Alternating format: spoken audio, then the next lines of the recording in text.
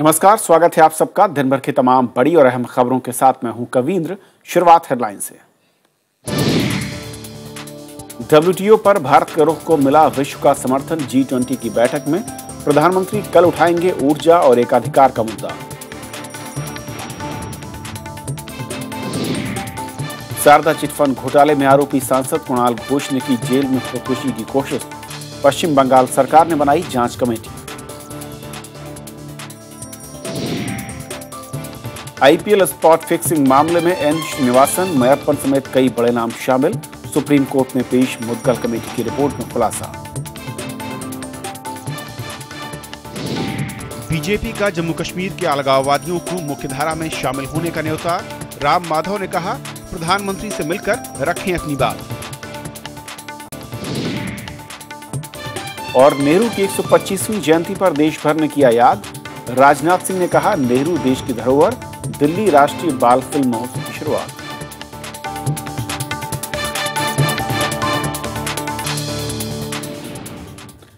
और आइए देखते हैं हमारी आज की पहली खबर। ऑस्ट्रेलिया के ब्रिस्बेन में 15 और 16 नवंबर को होने वाली G20 शिखर सम्मेलन में रोजगार और आर्थिक विकास बढ़ाने पर मुख्य चर्चा होगी। इसके लिए ब्रिस्बेन एक्शन प्लान पारित किए जाने की संभावना है और इस सम्मेलन में सामूहिक रणनीति बनाने पर भी जोर दिया जाएगा। भारत भी G20 का सदस्य है और इस बार वो सूचनाओं के प्रवाह और ऊर्जा के स्रोतों की छीना-झपटी पर रोक लगाने की मांग करेगा। प्रधानमंत्री नरेंद्र मोदी ने शुक्रवार को ब्रिस्बेन में पहुंचने के बाद ब्रिटेन के प्रधानमंत्री डेविड कैमरन से मुलाकात की। प्रधानमंत्री शनिवार को G20 शिखर सम्मेलन को संबोधित करेंगे। वे विकास और रोजगार के अवसरों को बढ़ाने के लिए ऊर्जा के स्रोतों के उचित बंटवारे का सवाल उठाएंगे। अभी तेल, गैस और परमाणु ऊर्जा सभी पर ताकतवर मुल्कों का कब्जा है। But in India, we have a big issue at stake. We are demanding that there should be a global change in the energy mix. We are seeing a large portion of energy markets which are really dominated by not necessarily by free competition. So there should be more transparency in its operation. Brisbane में Japan के प्रधानमंत्री Shinzo Abe ने प्रधानमंत्री नरेंद्र मोदी को रात्रि भोज पर आमंत्रित किया और दोनों के बीच अनौपचारिक बातें हुई। दोनों नेताओं के बीच सहयोग और G20 में उठाए जाने वाले मुद्दों पर भी चर्चा हुई। प्रधानमंत्री शिखर सम्मेलन में विकासशील देशों से अवैध रूप से धन बाहर जाने को रोकने की मांग करेंगे।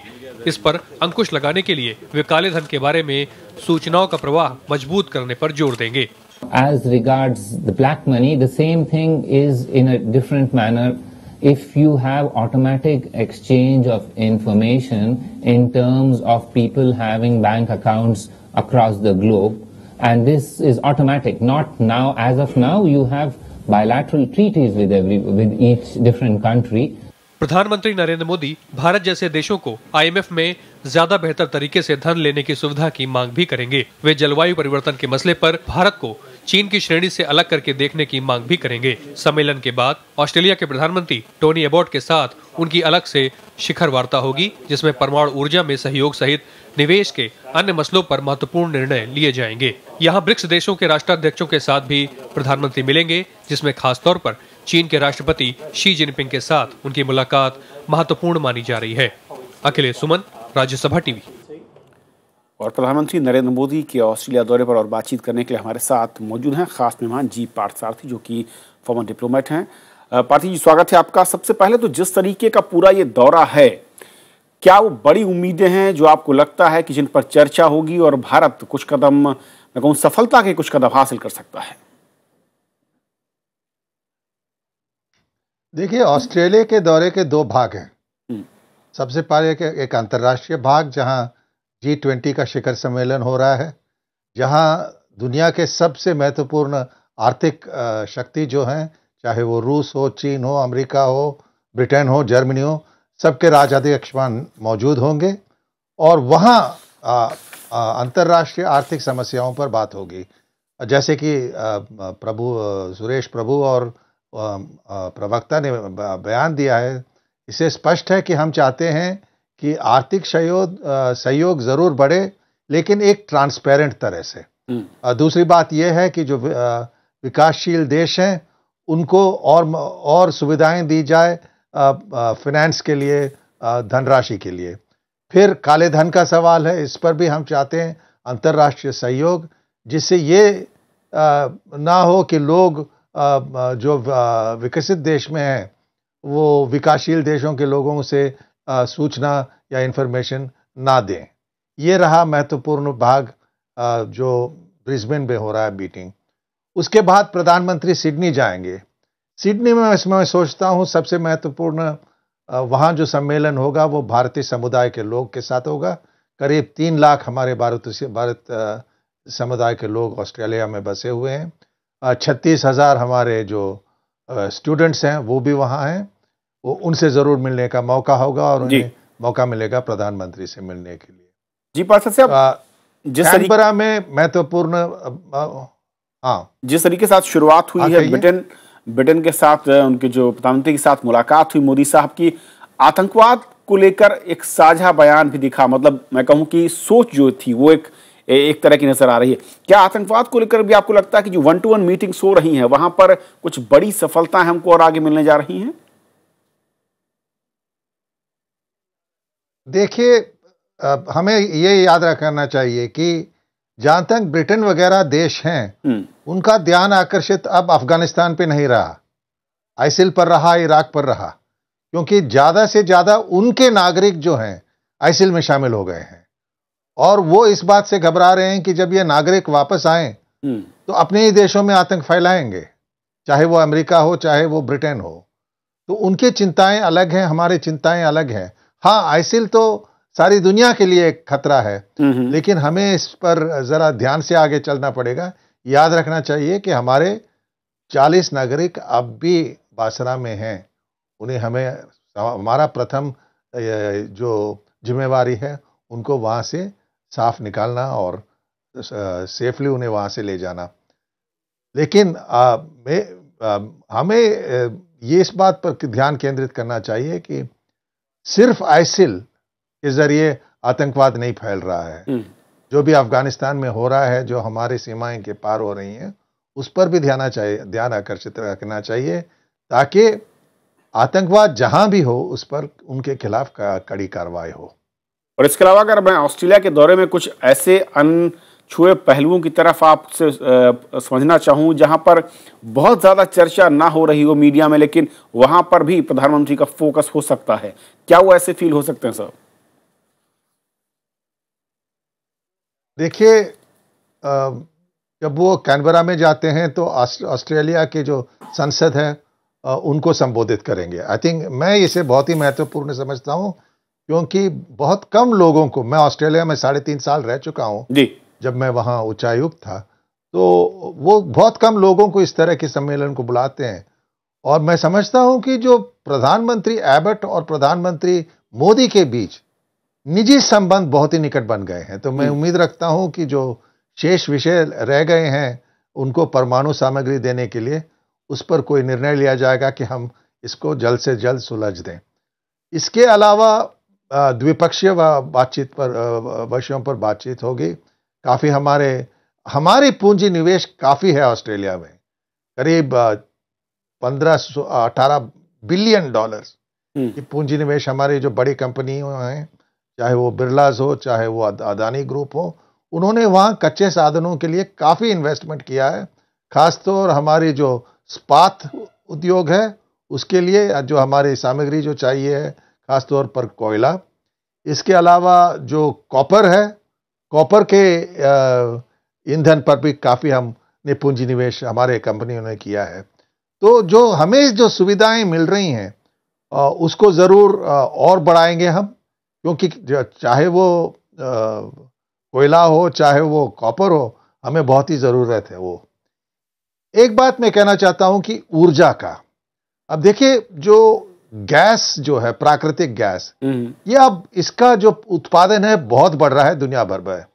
मैं समझता हूं इसकी कीमतें गिरने वाली हैं और मैं सोचता हूं कि जो ऑस्ट्रेलिया में उत्पादन हो रहा है वो हिंद महासागर पर हो रहा है, पैसिफिक महासागर पर नहीं।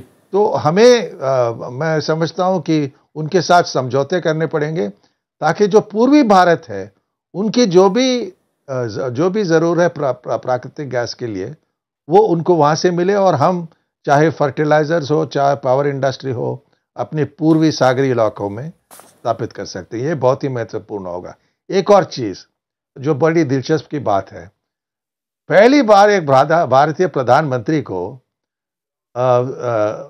जो मेलबर्न क्रिकेट ग्राउंड है वहां उनका स्वागत किया जा रहा है। बड़े सार्वजनिक सभा है, वो मोदी साहब हमारे साथ, उनके साथ कपिल देव, गावस्कर और अन्य क्रिकेटर भी वहां मौजूद होंगे। कपिल और गावस्कर को तो लोग ऑस्ट्रेलिया में बहुत याद करते हैं।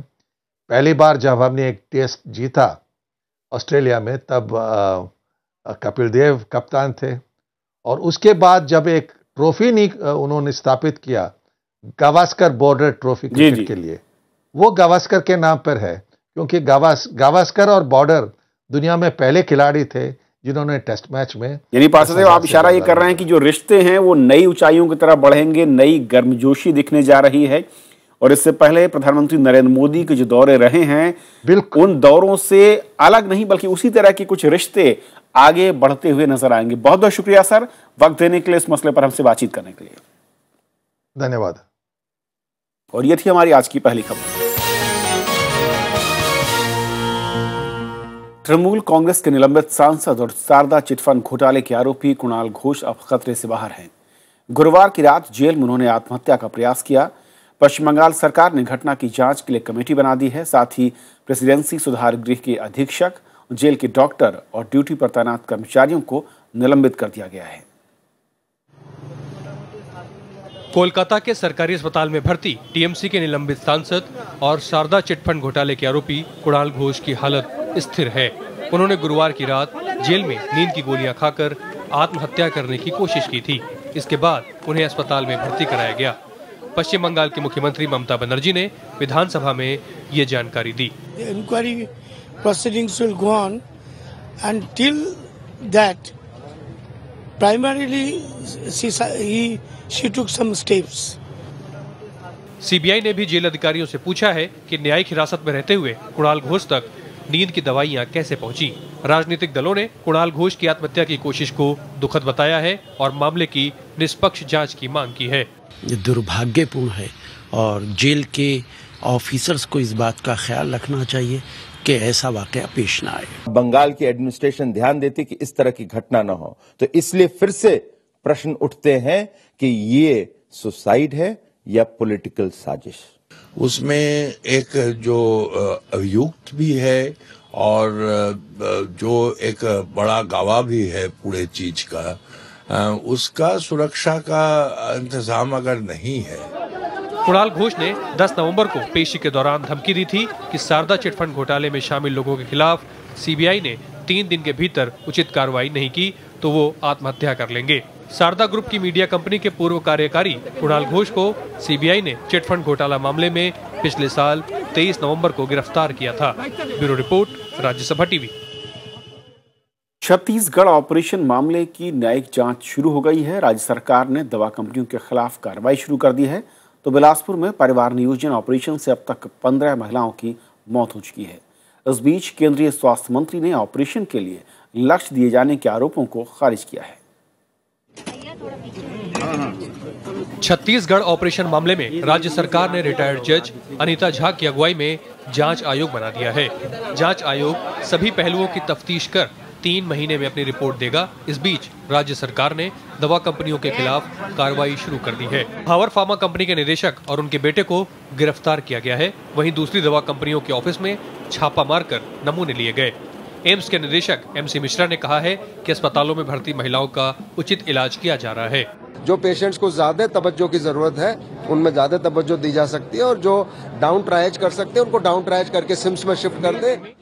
केंद्रीय स्वास्थ्य मंत्री JP नड्डा का कहना है कि वे छत्तीसगढ़ के मुख्यमंत्री रमन सिंह से लगातार संपर्क में हैं। केंद्र सरकार राज्य सरकार को पूरी मदद दे रही है।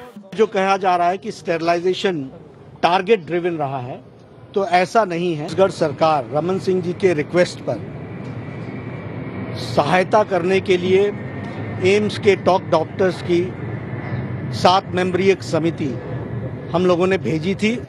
छत्तीसगढ़ सरकार ने ऑपरेशन मामले में आरोपी डॉक्टर RK गुप्ता और बिलासपुर के CMHO डॉक्टर RK भांगे को बर्खास्त कर दिया है। Bureau report, Rajya Sabha TV. IPL spot fixing मामले में आज कई बड़े नामों का खुलासा हुआ। सुप्रीम कोर्ट के रिटायर्ड जस्टिस मुद्गल कमेटी की रिपोर्ट में बीसीसीआई प्रमुख एन श्रीनिवासन और उनके दामाद मयप्पन समेत सुंदर रमन और राज कुंद्रा के नाम सामने आए, लेकिन कोर्ट ने रिपोर्ट में शामिल किसी खिलाड़ी के नाम को सार्वजनिक करने पर रोक लगा दी। इस मामले की अगली सुनवाई अब 24 नवंबर को होगी। Retired justice Mukul Mudgal committee की रिपोर्ट में एन श्रीनिवासन के अलावा उनके दामाद गुरुनाथ मयप्पन, आईपीएल अधिकारी सुंदर रमन और राजस्थान टीम के मालिक राज कुंद्रा का नाम सामने आया है। रिपोर्ट में 3 खिलाड़ियों के नाम भी शामिल हैं, लेकिन सुप्रीम कोर्ट ने इन नामों का खुलासा नहीं करने के आदेश दिए हैं। अदालत ने कहा कि रिपोर्ट में खिलाड़ियों की भूमिका साफ नहीं है। 7 नाम बताया गया, 3 प्लेयर्स का और 3 अधिकारी लोगों का और 5 बड़े खिलाड़ियों लोग का नाम अभी होल्ड पे रखा गया है। वो नाम है सुंदर रमन, सीओ आईपीएल और बीसीसीआई के ऑफिशियल हैं, गुरुनाथ मयप्पन और राज कुंद्रा।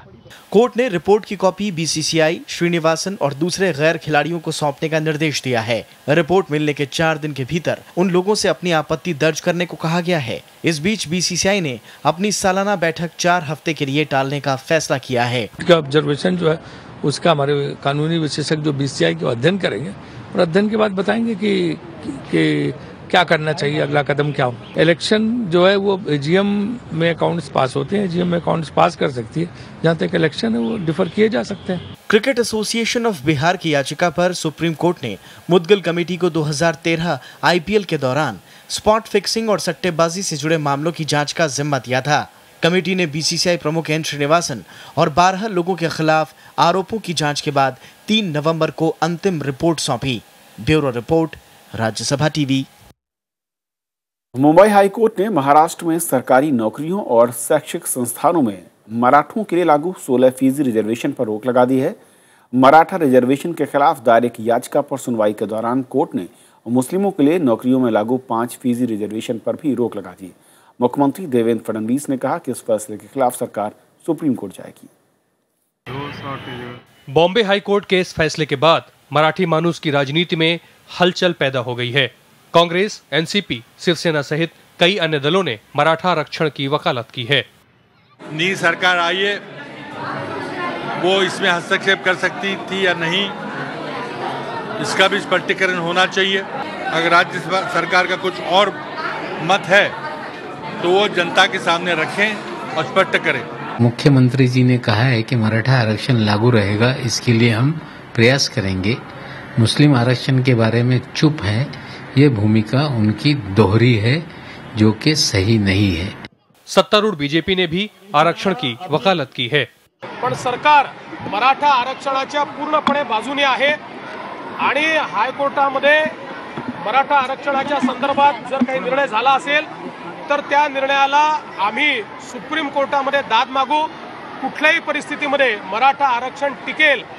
हाईकोर्ट ने शैक्षिक संस्थानों में मुस्लिमों के लिए 5% आरक्षण को बरकरार रखा है। नारायण राणे समिति और सच्चर समिति की सिफारिशों के आधार पर कांग्रेस और एनसीपी के नेतृत्व वाली पिछली राज्य सरकार ने मराठों और मुस्लिमों के लिए आरक्षण लागू किया था। मराठा और मुस्लिम आरक्षण जुड़ने के बाद प्रदेश में आरक्षण 73% तक पहुंच गया था। हाईकोर्ट में मामले की अगली सुनवाई 5 जनवरी को होगी। Bureau report, Rajya Sabha TV. Maharashtra में कांग्रेस विधायकों ने राज्यपाल सी विद्यासागर राव से आज मुलाकात की। कांग्रेस ने बीजेपी की सरकार को सदन में दोबारा विश्वास मत हासिल करने का निर्देश देने की मांग की है। प्रदेश कांग्रेस अध्यक्ष माणिकराव ठाकरे और पूर्व मुख्यमंत्री पृथ्वीराज चव्हाण समेत कई नेता राजभवन पहुंचे। गुरुवार को शिवसेना ने भी राज्यपाल से मुलाकात कर ऐसी ही मांग की थी।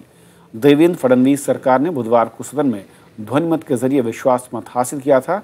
कांग्रेस और शिवसेना का आरोप है कि मौजूदा सरकार अल्पमत में है।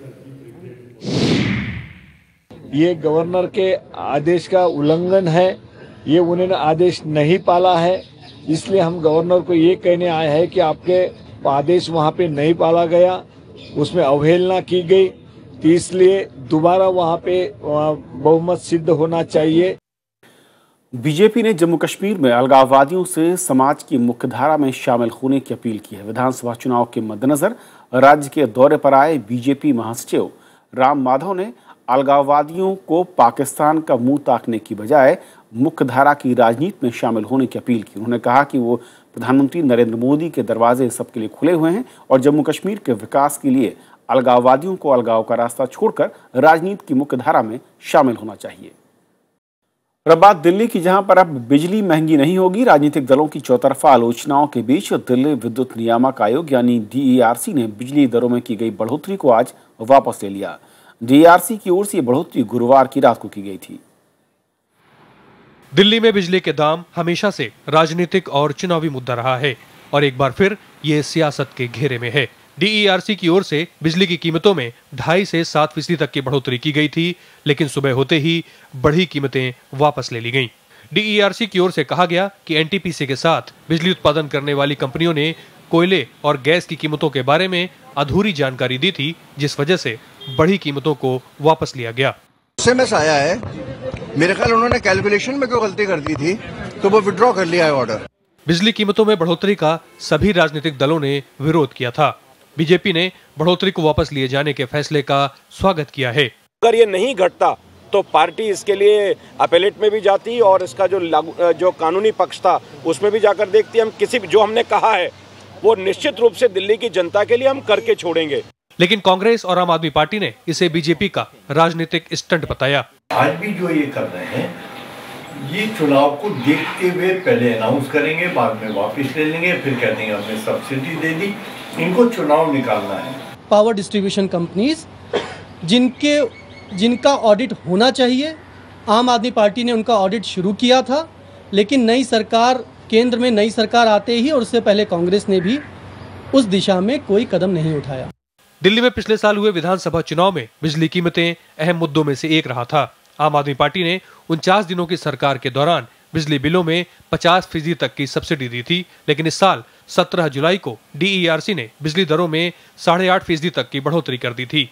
हालांकि 11 अगस्त से 400 यूनिट प्रतिमाह तक खपत करने वाले उपभोक्ताओं को सब्सिडी दी जा रही है, जिसमें 200 यूनिट तक बिजली खर्च करने वालों को ₹1.20 प्रति यूनिट की सब्सिडी दी जा रही है, जबकि 200 से 400 यूनिट तक खपत करने वाले उपभोक्ताओं को 80 पैसे प्रति यूनिट की सब्सिडी मिल रही है। दिल्ली में अभी विधानसभा के चुनावों का ऐलान होना है और बढ़ी कीमतों की वापसी का फैसला इसी से जोड़कर देखा जा रहा है। ब्यूरो इनपुट के साथ अनु दीवान, राज्यसभा टीवी। खुदरा महंगाई दर में गिरावट के बाद थोक महंगाई दर में भी कमी का सिलसिला जारी है। अक्टूबर में ये दर 5 साल के निचले स्तर पर आ गई है। यह आंकड़ा 1.77% पर है। सितंबर में थोक महंगाई दर 2.38% थी। रिजर्व बैंक 2 दिसंबर को मौद्रिक नीति की समीक्षा करेगा। ब्याज दर में राहत की उम्मीद लगाए लोगों के लिए महंगाई के आंकड़े आस जगाने वाले हैं। लगातार 5वें महीने गिरावट के साथ अक्टूबर में थोक महंगाई दर 1.77% रही। सितंबर की तुलना में इसमें 0.5% से ज्यादा की कमी दर्ज की गई। पिछले साल अक्टूबर में ये आंकड़ा 7.24% था। खाने पीने की चीजों के दामों में लगातार कमी महंगाई दर में कमी के पीछे सबसे बड़ी वजह है। अक्टूबर में खाने पीने की चीजों की महंगाई दर 3.52% से घटकर 2.7% पर आ गई है। ये पिछले 2.5 साल में सबसे कम है। चीनी, एडिबल ऑयल और सीमेंट के थोक कीमतों में कमी आई है। हालांकि आलू के मामले में ज्यादा राहत नहीं मिली है। इससे पहले बुधवार को खुदरा महंगाई दर अक्टूबर में घटकर 5.52% पर आ गई है। जनवरी 2012 के बाद ये सबसे निचला स्तर रहा। Bureau report, Rajya Sabha TV. केंद्रीय गृहमंत्री राजनाथ सिंह ने कहा है कि नेहरू राष्ट्र की धरोहर हैं और आधुनिक भारत के निर्माण में उनका योगदान देश कभी नहीं भूल सकता। देश के पहले प्रधानमंत्री जवाहरलाल नेहरू की जयंती के मौके पर उनके स्मरण उत्सव को केंद्र सरकार ने अब 1 साल तक मनाने की घोषणा की है। दिल्ली के नेहरू स्मारक भवन में देश के पहले प्रधानमंत्री पंडित जवाहरलाल नेहरू के 125वीं जयंती पर स्मरण उत्सव की शुरुआत केंद्रीय गृह मंत्री राजनाथ सिंह ने की। संस्कृति मंत्रालय और गैर सरकारी संस्थाओं के सहयोग से यह उत्सव 2015 तक मनाया जाएगा। उत्सव के तहत राष्ट्र निर्माण में नेहरू के योगदानों और उनके आदर्शों का विस्तार और प्रचार किया जाएगा। पंडित जवाहरलाल नेहरू को मैं सचमुच में राष्ट्र पुरुष मानता हूं, चाहे उनका धुर विरोधी भी क्यों न हो। उनके देश के प्रति समर्पण के भाव पर कभी भी सवालिया निशान लगाने का दुस्साहस नहीं कर सकता। एक ऐसा विराट व्यक्तित्व उनका था। इस मौके पर जवाहरलाल नेहरू के जीवन के महत्वपूर्ण जानकारियों से संबंधित वेब पोर्टल की शुरुआत की गई। और उनके जीवन से संबंधित लघु फिल्म दिखाई गई। गृह मंत्री ने नेहरू के नाम से विशेष सिक्का भी जारी किया। ऐसे युग पुरुष की पूरा वर्ष तक स्मरणोत्सव के रूप में मनाने का जो फैसला किया गया है, मैं कहता हूं इसके दूरगामी परिणाम होंगे। ये प्रेरणा होगी उन युवाओं के लिए, ये प्रेरणा होगी उन करोड़ों भारतवासियों के लिए। इससे पहले सुबह राष्ट्रपति प्रणब मुखर्जी, उपराष्ट्रपति मोहम्मद हामिद अंसारी, पूर्व प्रधानमंत्री मनमोहन सिंह, कांग्रेस अध्यक्ष सोनिया गांधी और राहुल गांधी ने शांति वन में नेहरू की समाधि पर उनको श्रद्धांजलि दी। संसद के सेंट्रल हॉल में भी राजनीतिक दलों के नेताओं ने उनकी प्रतिमा पर पुष्प अर्पित करके उन्हें श्रद्धांजलि दी। प्रणब गोस्वामी, राज्यसभा टीवी। तो खबरों के आज के सफर में इतना ही, लेकिन जाते जाते छोड़ जाते हैं कुछ और बड़ी और अहम खबरों के साथ। तमिलनाडु प्रदेश कांग्रेस के अध्यक्ष EVKS इलांगोवान ने पिछले दिनों कांग्रेस छोड़ने वाले GK वासन के 2 समर्थकों को पार्टी से निकाल दिया है। इलांगोवान ने पूर्व विधायक M राजशेखर और SD नेदु चेजियन को उनके पदों के साथ पार्टी के प्राथमिक सदस्यता से भी बर्खास्त कर दिया है। परमाणु हथियार ले जाने में सक्षम स्वदेश निर्मित पृथ्वी 2 मिसाइल का चांदीपुर परीक्षण क्षेत्र से शुक्रवार को सफल प्रायोगिक परीक्षण किया। जमीन से जमीन पर मार करने में सक्षम इस मिसाइल की मारक क्षमता 350 किलोमीटर है। इसे DRDO ने विकसित किया है। महाराष्ट्र और छत्तीसगढ़ सीमा से सटे गढ़चिरौली जिले में नक्सलियों से निपटने के लिए CRPF की जगह ITBP को तैनात किया जाएगा। CRPF को गढ़चिरौली से हटाने का काम शुरू हो चुका है, जिसके बाद यहां ITBP के जवान मोर्चा संभालेंगे। इस काम में 6 महीने का वक्त लग सकता है। दक्षिण कश्मीर के कुलगाम जिले में सुरक्षा बलों के साथ गुरुवार रात भर चली मुठभेड़ में 2 आतंकवादी मारे गए। चेनीगाम गांव में पुलिस और सुरक्षा बलों के साथ मुठभेड़ में मारे गए आतंकवादियों के पास से हथियार और गोला बारूद भी बरामद किया गया है। अंतर्राष्ट्रीय योग दिवस मनाए जाने को लेकर प्रधानमंत्री नरेंद्र मोदी के आह्वान को दुनिया के ज्यादातर देशों से शानदार प्रतिक्रिया मिल रही है। संयुक्त राष्ट्र महासभा में भारत के इस प्रस्ताव को करीब 130 देशों का समर्थन मिला है। एल डॉक्यूमेंट नाम के इस मसौदे को भारत ने तैयार किया है और समर्थन वाले देश प्रस्ताव के साथ बतौर सह प्रायोजक जुड़े हैं। AIBA ने अंतर्राष्ट्रीय मुक्केबाजी में भारत को स्थायी सदस्यता दे दी है। कोरिया के जेजू आइलैंड्स पर चल रही AIBA की बैठक में पिछले दिनों निर्वाचित बॉक्सिंग इंडिया को सर्वसम्मति से स्थायी सदस्य स्वीकार किया गया। बॉक्सिंग इंडिया को पहले AIBA से अस्थायी मान्यता मिली थी, लेकिन उसे अभी खेल मंत्रालय और भारतीय ओलंपिक संघ से मान्यता नहीं मिली है। सेंसेक्स आज 106 अंकों की बढ़त के साथ नई ऊंचाइयों पर पहुंच गया है। साधारण बढ़त के साथ खुला सेंसेक्स दिन भर में अच्छे कारोबार के बाद नए रिकॉर्ड की ऊंचाई 28,047 पर बंद हुआ। निफ्टी भी 32 अंक बढ़कर 8,390 अंक के नए रिकॉर्ड स्तर पर बंद हुआ। इस दौरान metal, realty, oil and gas और ऑटो कंपनियों के शेयर चढ़े। DDA की हाउसिंग स्कीम 2014 का ड्रॉ 17 नवंबर को निकलेगा। दिल्ली में 25,000 से ज्यादा फ्लैटों की स्कीम में इस बार करीब 10 लाख लोगों ने DDA के फॉर्म भरे हैं।